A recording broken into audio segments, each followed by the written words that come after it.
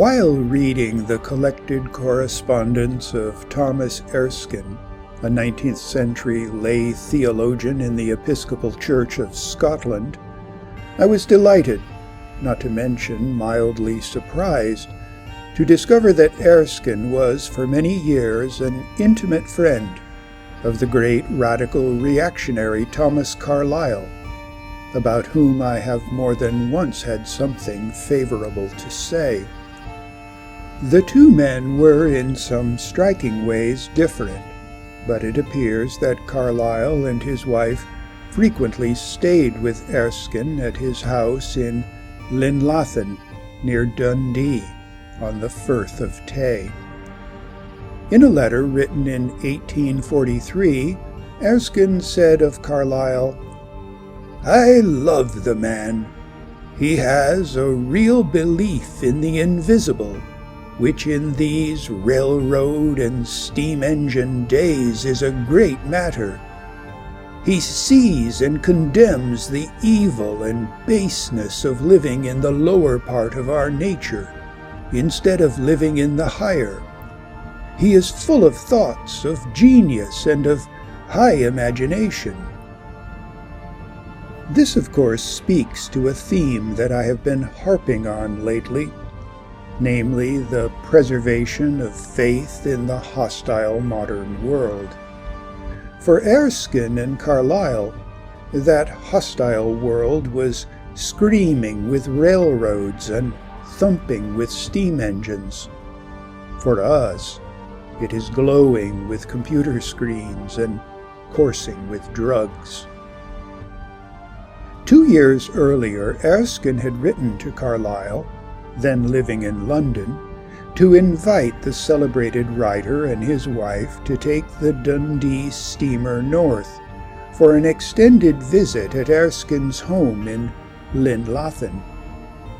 While generally touting Linlathen as a bucolic antidote to London's hurly-burly, Erskine confessed that even this rural retreat had been degraded and disfigured by the blight of modern materialism.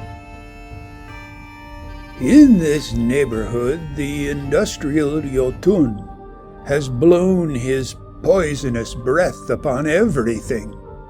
We have a stream near the house which I remember clear and sweet and full of active, joyful life.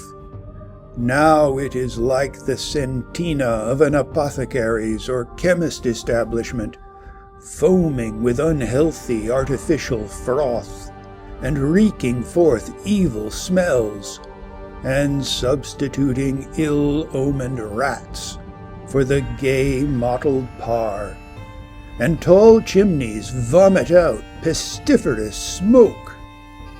Let me unpack this passage. Centina is the Latin word for bilge water, or dregs, and here signifies a sink or sewer of scientific pollution. Classical authors use the word to indicate what were until recently called the dregs of society, and Erskine no doubt intended it as an allusion to the degradation of man under modern scientific materialism. The par is a small fish, similar to a smelt, and Erskine's mottled par is an allusion to another Scottish author, Tobias Smollett, who in his Ode to Leven Water wrote, "The springing trout in speckled pride, the salmon monarch of the tide, the ruthless pike intent on war, the silver eel and mottled par." This ode appeared in Smollett's last and best novel, The Expedition of Humphrey Clinker, and its theme is the unadulterated innocence of both youth and pre-industrial Scotland. Erskine's reference to an industrial Jotun requires and repays more extensive inquiry. Jotun is the Old Norse name for the primitive race of supernatural beings that modern translators call giants. And Carlyle had used the figure of the Jotuns as a metaphor for primal chaos in his book Heroes and Hero Worship, which was published in 1841, the same year as Erskine's letter. In Heroes and Hero Worship, Carlyle wrote this of the Jotuns and the Old Norse mythology. The dark, hostile powers of nature, they figure to themselves as Jotuns, giants, huge, shaggy beings of demonic character. Frost, fire, sea tempest, these are Jotuns. The friendly powers, again, as summer heat, are gods. The empire of the universe is divided between these two. They dwell apart in perennial internecine feud. The gods dwell above in Asgard, the garden of the Asyn, or divinities. Jötunheim, a distant, dark, chaotic land, is the home of the Jotuns. In Carlyle's philosophy, human existence is nothing but enlistment in this internecine feud between Asgard and Jötunheim, whether on the side of the Asyn or on the side of the Jotuns. As he put it 2 years later in Past and Present, those who enlist with the divinities commit themselves to an endless struggle for victory over frost Jotuns, marsh giants, over demons of discord, idleness, unreason, and chaos come again. The Anglo-Saxon equivalent of Jotun is Eoten, or Ent. I presume that this is the source of Tolkien's Ents, ancient beings who have no love for men and especially hate the Iron Order of Saruman. The word Eoten literally signifies big eater, and the Ents of ancient legend are best understood as the greedy ones, the ravenous ones, or the devouring ones. Although instinct with malice, the giants are said to possess a deep wisdom that is older than the world. In the Norse Edda, this wisdom is called Jötna, by which is meant the ruins or secrets of the Jotuns. In Beowulf, ancient and wondrous works that exceed the skills of men are called Enta Gewok, by which is meant the work of the Eoten, Ents, or giants. After his first battle with Grendel's mother, for instance, Beowulf takes possession of a giant-crafted sword. A glorious sword he saw amid the store, an Eoten brand, the warrior's pride, keen-edged, the choicest made. Only it greater was than any weaker man had swayed. Mortally wounded by the dragon, Beowulf later staggers and sinks against the wall of the dragon's cave. Then, deep pondering, he pressed close to the rock and sat him down. On giant work he gazed, and saw how there the arch of stone, firm on its pillars raised, held in the everlasting cave.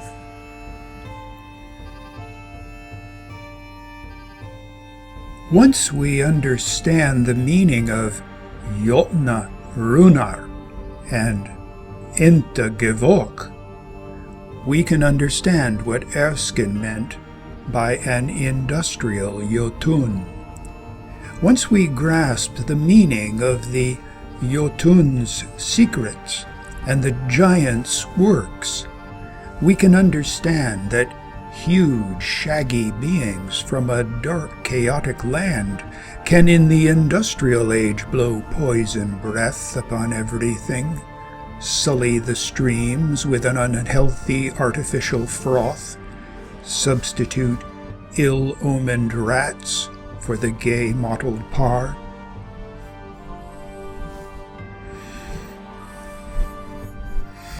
Let us return to Erskine's invitation to Carlyle and his wife.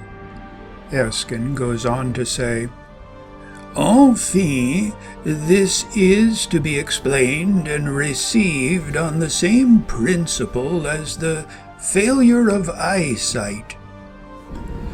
Enfin means to conclude, epitomize, or draw the moral of what has just been said. The failure of eyesight to which Erskine refers was his own. For most of his adult life, Erskine suffered from a peculiar ocular complaint that caused his eyes to inflame if he strained them for more than an hour. To ease this inflammation, he was often obliged to lie by for a week or more in a dark and shuttered room. Earlier in his letter to Carlyle, Erskine wrote of this affliction, "I believe that it is to teach me that lesson that my present circumstances have been allotted to me. But I am a slow scholar most apt to fall into some form or other of castle building, the resort and nourishment of an indolent mind." What Erskine means is that the infirmity of his eyesight was God's way of reminding him that his life was likewise infirm and of finite duration. What is more, it was God's way of reminding Erskine that God had put him in the world to complete some task in the finite time allotted to him, and so Erskine draws the moral of his weak eyes. "I think of the word of Jesus Christ. I have finished the work which thou gavest me to do, and now, O Father, glorify thy Son," etc., and am compelled to conclude that my life is no following of his life. An indolent mind that fritters time and nourishes indolence in castle building, denies or perhaps flees the work it has been placed on earth to do, that work being to in one way or another take one's place under the banner of Asgard or Jötunheim.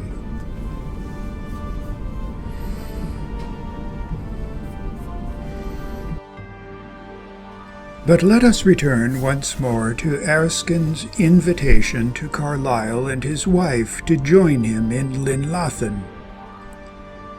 "We have a sea near us, the Firth of Tay, along which run for many miles delicious links of sweet sward and most fantastical miniatures of hills and valleys, through which I used to ride and walk, holding intercourse with nature as best I might." In Old English, hlink was the name of a ridge, and in Scotland, links became the name of ridged and rolling land beside the sea. It was in these dune fields that the Scots invented the game of golf, so that the word links is now for many synonymous with a golf course. The links through which Erskine rode and walked were in fact overgrown dune fields that were too windswept and sandy to cultivate, and that were therefore left in their natural state, until they came under the hand of the evil Jotun, that is. But the Jotun has practiced a railroad through the heart of it, which has plucked out the heart of its mystery. With this line, Erskine returns to the problem of distinguishing between Jötunheim and Asgard, and more particularly between their representations in the landscapes of this phenomenal world. Wilderness is not the landscape of Jötunheim, since the links of Linlöfen were wild.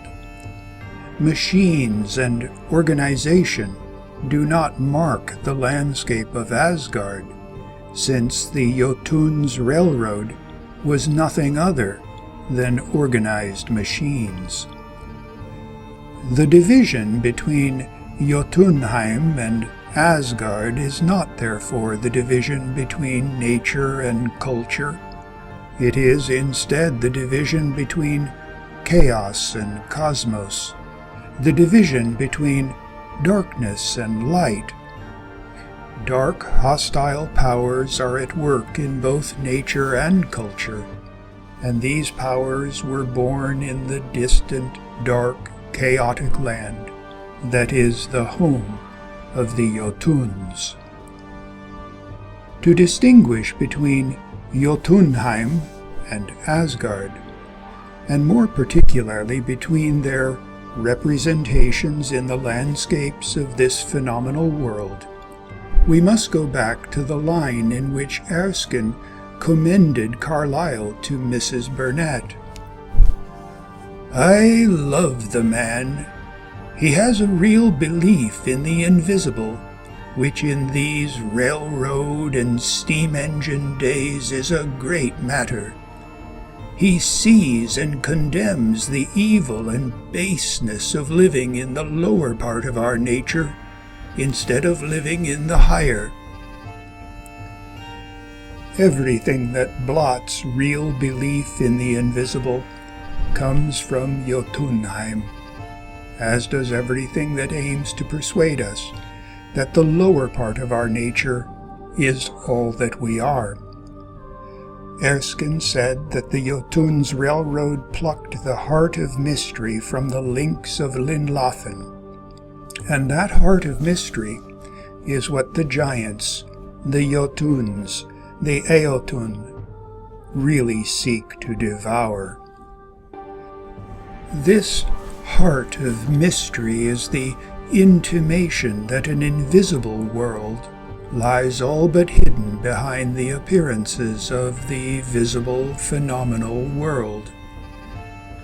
And what comes from Asgard is everything visible that speaks of this mystery and succors real belief in the invisible, everything that reminds men and women that their nature has a higher part and that they ought to be living in this higher part. In 1841, the heart of mystery had not been altogether plucked from the links of Linlöfen. The Jotuns had not yet so effectively blotted real belief in the invisible that men and women believed they were themselves nothing but shaggy beings who originated long ago in a distant, dark, chaotic land. There remained in the vicinity of Linlöfen fields and trees that still told a wondrous tale to those who had ears to hear and eyes to see. They spoke of the garden of the Asen, suggested this was the true birthplace of man, and kindled or fed the desire to go home to that garden one day. As Erskine wrote in his letter to Carlyle, "Nevertheless, there are still trees and fields here, which in the appropriate season become green and tell their wondrous tale, as others of their kind do elsewhere. And we have the blue vault and the high stars, and liberty of access to the highest, debarred only by our own evil.